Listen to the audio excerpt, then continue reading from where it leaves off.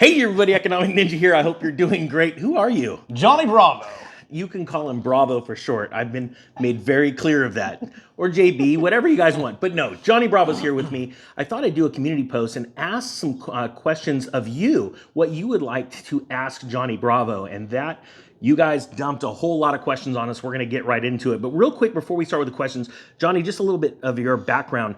You were not only a police officer, but you were a college professor and a high school teacher, right? Yes. So you have a lot of experience in education, and that's really your bailiwick. You actually teach people, and guys, I'll put a link to the course below of Johnny's swing trading course, and actually the whole myriad of them. But you have a lot of experience in this, right? Well, that's basically what I've done was I've scaffolded my life into the courses, where that's just kind of how it evolved. So when I taught high school, that's what I would do, and then my students are like, "What, Bravo? Put this on YouTube." I'm like, "All right." So then I just put it on YouTube, and my courses were like the same as I did in life. Start a business, trade equities. It's the same kind of process. Now, you taught your kids in high school how to make money, and some of them came out to be insanely. Oh, yeah. Not only kids were making profits, but they started side hustles. Some of them actually turned them into massive businesses, right? Oh, yeah. Yeah. We have movement watches. Actually, I was looking for some articles, and I found one of the girls. Her name's Stephanie Beggs, and it's the same process that I taught them all to do, like side hustles. It'll just come out of nowhere. You won't know it, and then you're just all of a sudden money will start being generated, and it's not your normal go get a job. So she's a nurse, and she just started selling her notes, and I was scrolling, and I'm like, Stephanie Beggs, multi-millionaire. I'm like, hey, that's a friend of mine. As I'm texting, also family friend, not that I'm creeping out like, you texting your students, but she was family friend. So she's clearing millions. One of my students created movement watches. His name's Jake. I think he exited at 300 million. And it's the same process. It's like, find something to be manufactured in China, sell it to Americans, and done, and call it a day. So that's what my courses did. I taught it, and I would do it in the classroom, and then they'd say, you can't do that, Mr. Bravo. But whatever, fidget spinners, I'd buy pallets and I'd give it to the kids and they'd make money. My first course, Copy Paste Profit, was doing online arbitrage, which my students were making $10,000 a month. Yep. And then they were selling candy at school, which was you can't do that, you can't do that. So everything was you can't do. Yeah. So me and Johnny have a sort of a similar past. I mean, we both understand how to take money and multiply it, and we like to teach other people. And actually, Johnny was the one that inspired me to start doing my own courses. And to tell you that I have a whole new lease on life is an understatement, because it's a way of getting your creative, juices flowing, and then being able to help people at the same time. Yeah. So thank you very much for that. Yeah. Well, if it works, it works. That's why I kept I'm like, does it work? Yeah. If it works, you do it. Like on my swing trade, you buy here, you sell there. And everyone's like, damn, it works. I'm like, I know. Yeah. Or selling products on Amazon, it works. I mean, there's a lot of things that don't work. It's hard. I mean, Amazon starting products, that's difficult. But my original one was so easy. It was stupid money. And I'm like, my high school kids could do that. Swing trading, anyone can do that. Yeah. I told the story. I started, I bought my first home selling electric trains I was buying at garage sales, and literally turned it into like $25,000 in 6 months. And then after that, I was 6-figure side hustles, just over and over, just flipping money. But let's get to these questions that have been asked. So let's start with number one. Chris, what's the number one question? Yeah, so they've been measuring brohawks all morning. Whose brohawk is bigger? All right. Size It's not about the, we know size doesn't matter. No, it doesn't. And so really but let's talk about products, because people are asking about products. You want to know what I use? Sponsored by here, Walmart. It's not sponsored. That's it. It's not sponsored. I wish it was. That would be great money. This is what I use, and because you can't bring hairspray on a plane, so that's just a shame. So okay, cool. Right, this question is from Growing Wiser. Hey Ninja, I have a question to ask you. You wouldn't mind? Quote, when swing trading, which time intervals are most important making the trade decisions? Do you want me to answer that? I watch you both regularly. And go ahead. Let's repeat the question real quick, just in case they couldn't hear it. Chris, do you want to move over this way so they can hear you? Yeah, you can sit right here. It's good. Just don't put your biceps. Weird pillows. Keep your biceps. Johnny's, full disclosure, this is Johnny's. Don't put your bicep in the thing. That's just on. Oh, here we go. Now hey, everybody. Figured he'd weasel his way into this one. So the question is, when swing trading, which time intervals are most important in making trade decisions? Okay, so it depends on the stock. If it's a volatile stock, like if it's Bitcoin, something crypto, this is I have to tighten it to a 1 hour, 45 minutes. Typically, like on like you take SPY, the S&P 500, that could be on the daily. Like you could just chill and swing on the daily. I would like to bring it back to more on your standard stocks, 45 minutes to 1 hour. So all of them are different, and then you enter. If I enter on the daily, I exit on the daily. If I enter on the 1 hour, I exit on the 1 hour. So that's in swing trade. You ready for the next one? Yeah, like they're gonna probably ask how Oh, big by the the way, biceps are. Because they're. I like, want to go to the beach, so Yeah, I know. one day. I know. I have one day. I know we can't. We got to hurry. Okay.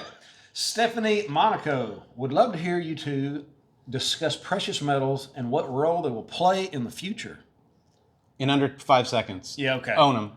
Whatever. I own it. I trade it. That's it. I don't sell, my gold and Do silver. you use it as a hedge for inflation? No. He's in and out. He's a straight trader. So I'll just but answer a that. percentage. Like I have a percentage of my wealth, probably 2%, which I bought from this guy. So link in the description. It just sits there and it looks pretty. And I'm like, wow, look how shiny this is. That's intense realism. I asked the same thing. How much of JB wealth is in precious metals? It's not. No not percentages. Okay.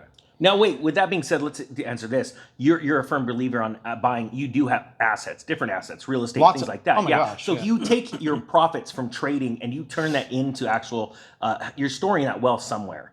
It's not Sure. it's not sitting in the bank. Yeah. So- Well, no, it's a lot of cash too. true, but I mean, you went and bought a house, you've Sure. owned real estate before, rentals and things. Yeah.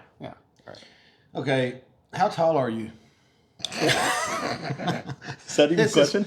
Yeah. Oh, Armando Sanchez. Now he runs away. Wait, am I in I frame? love that question. Am I in frame? Yeah, now you are. I'm 4'2".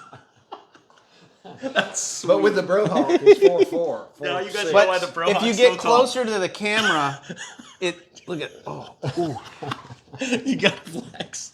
I like that one. Okay, here's a good one. NZ. How long does he believe we will have before a 1970 styles economic drop happens in the financial markets? Is that you or me?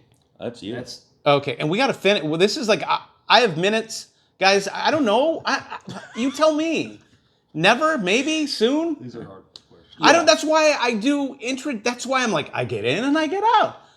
Collect money, get in, get out. I will say this though, Johnny. I mean, you and I have conversations on the phone about how we're so blown away that the entire system hasn't collapsed under its own weight right now. I mean, people see these things and they expect like a Lehman style moment to happen any second, and you go, "Why hasn't it?" It's because they can keep perpetuating this, until they can't. And it's not going to be a Lehman style. It's going to be something else. It's always something different. I don't know. It could be the auto. I'm thinking, I'd put a small percentage on the auto industry like that.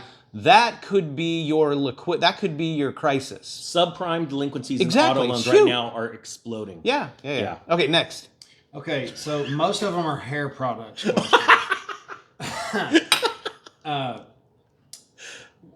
There's a lot of really long-winded questions about. I got a 401k. I don't have long. Okay, all right.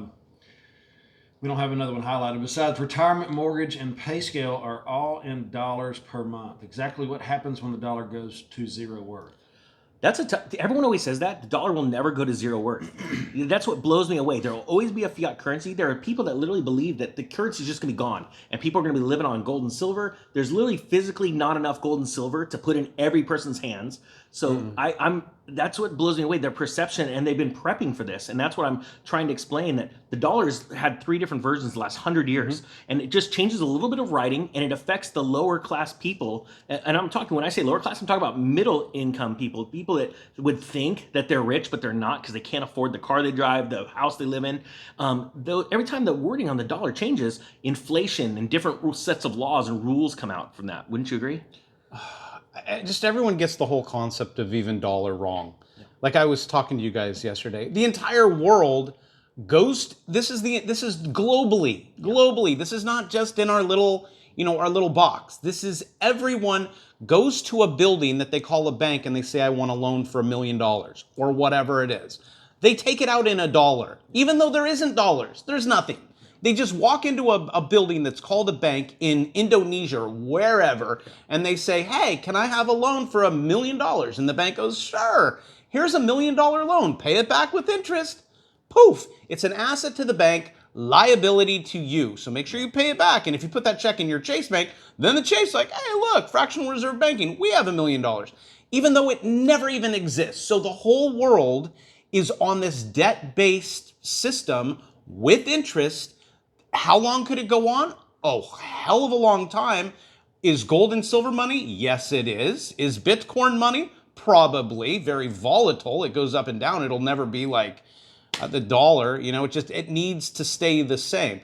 And so we have this entire system that has been built on this debt base. Everyone has to pay it back right now with interest over 30 years or whatever so it's not going to go away. And actually, worst case scenario, it becomes a juggernaut and it takes off.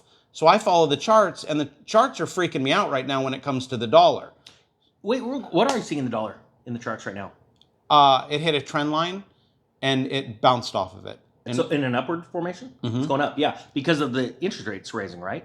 That's complicated. I'm going to say no, but it's complicated.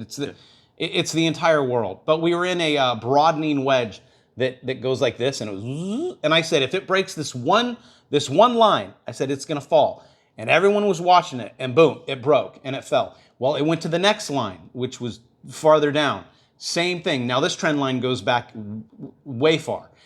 And it hit it, it bounced on it, found support, and now the dollar is heading higher. Yes, the dollar is crap, just like, all currencies. It's all fake, it's all BS. True money, yes, I know what true money is. I get the argument. But the whole world is in this fugazi, invisible dollar thing, and you owe it to your bank, paying for your car, paying for your house, paying for your credit card debt, which, I looked recently, and it's pretty high. And your savings, your dollar savings is gone. So we have this separation between something really bad is going to happen, and we're all just waiting for the domino to fall. All right. Last and final question. Why is the Financial Prepper channel your favorite? Wow. Okay, listen, that's not the question. Wow. Yeah, of course. Bradley B says, I was waiting for you to throw in the joke. Guys, just to let you know, I am so inappropriate, but like right there on the edge. I just want to let you guys know. And these guys are like, no, you can't say that. No, you can't. No, it's fun to go on someone else's channel and wreck it. That's exactly right. what he's thinking, yeah. Okay, so this is from Bradley B. We all know you work all the time. I guess the question's cut off, sorry. Places to go on vacation. What's your favorite place to go on vacation? And if you watch YouTube, what are your favorite YouTubers? Ooh. Oh. Well, I like Cancun. That's why I said let's go to Cancun. Yeah. So we are in Cancun right now, IRS. This is legitimate. Oh, it's beautiful. I mean, awesome. And I'm in Texas. It's like 2 hours. I jump on a plane like, hey, Sandy Beach. So yeah, you even picked the hotel. Yeah. You did a great job. Yeah. Oh, yeah. Where are we at? Grand Fiesta Americana. Yeah, but there's two of them. It's Coral Beach one. Oh, Coral Beach. Grand Fiesta Coral Americana, Coral Beach. That very other one, nice. Yeah. YouTubers? I like, I mean, Stephen Van Meter's a good friend of mine. Yep. And he's really smart. And then his buddy, which is Eurodollar University, he's really good. But I can't understand, like he talks in parables. I love him, and he's so smart. That's what it's hard for dumb people like me, where you're just like, what? And then it's definitely not at 2 speed. And so I'll tell Steve, I'm like, Steve, I need him to hand feed it to us like we're like small infants. And he's doing his best.